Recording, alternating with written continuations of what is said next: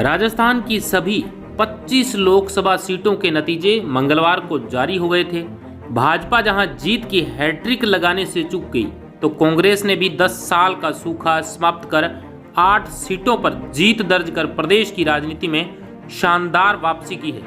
25 सीटों में से 14 भाजपा के खाते में गई, तो कांग्रेस की सहयोगी पार्टियों सीपीएम, आरएलपी और भारत आदिवासी पार्टी यानी बीएपी एक एक सीट जीतने में सफल रही। चुनाव के समय सुर्खियों में रही बांसवाड़ा डूंगरपुर सीट से बीएपी प्रमुख राजकुमार रोत ने एक तरफा जीत दर्ज की।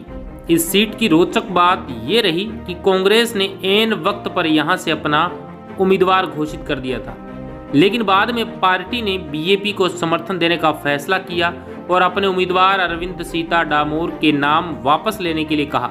हालांकि डामोर ने नाम वापस लेने से मना कर दिया था।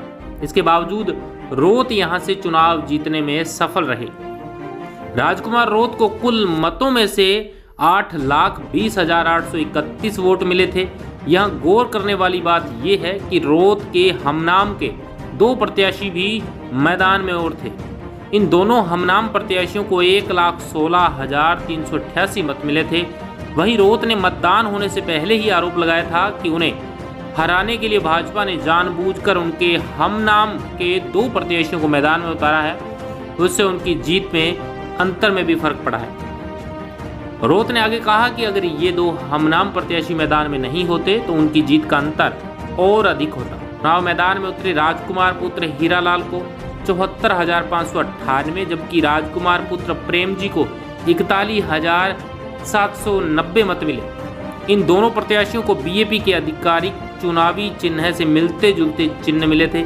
यही वजह है कि दोनों प्रत्याशियों को मिले मतों को जोड़ा जाए तो 1,16,388 का आंकड़ा बैठता है।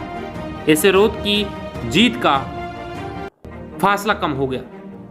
मतदान से पहले कांग्रेस ने भले ही बांसवाड़ा डूंगरपुर सीट से अरविंद सीता डामोर की उम्मीदवारी का ऐलान किया था, लेकिन बाद में बीएपी प्रमुख रोत के समर्थकों ने कांग्रेस ने अपने उम्मीदवार की टिकट वापस लेने का ऐलान कर दिया था। हालांकि डामोर ने पार्टी हाईकमान का फैसला मानने से इनकार कर दिया और वह भी चुनावी मैदान में डटे रहे।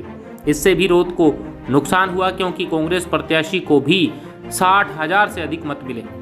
डामोर अगर चुनाव नहीं लड़ते तो रोत की जीत का मार्जिन और अधिक होता। Bureau report, RPD news, Banswara.